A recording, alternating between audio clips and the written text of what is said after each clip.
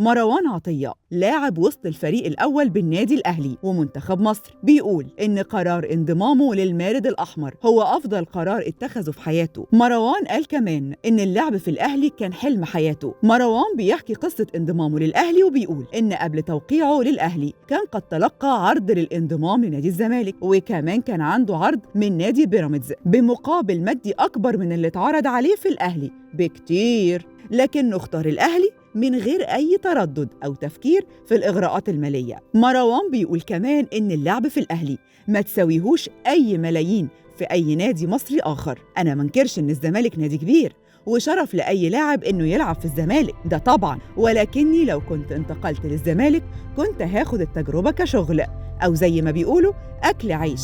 أما في الأهلي فأنا بستمتع وبقدم أفضل ما عندي، خصوصاً إني بعشق النادي الأهلي وبعشق الفانيلا الحمراء. مروان بيقول كمان إن المشاركة في كأس العالم للأندية لوحدها بتساوي ملايين الدنيا كلها، والفوز بدوري أبطال إفريقيا بيساوي 100 مليون جنيه.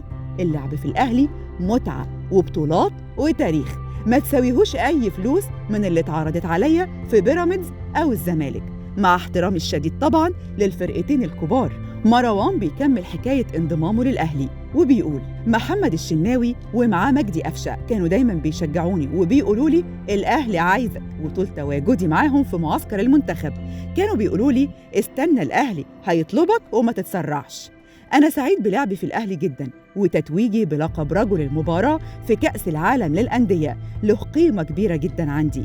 التيشيرت بتاع الأهلي تقيل وكنا نستحق اللعب أمام مانشستر سيتي في النهائي، لكن الحمد لله ختمنا الرحلة ببرونزية كأس العالم، وكمان أخدنا السوبر المصري وإحنا راجعين في السكة.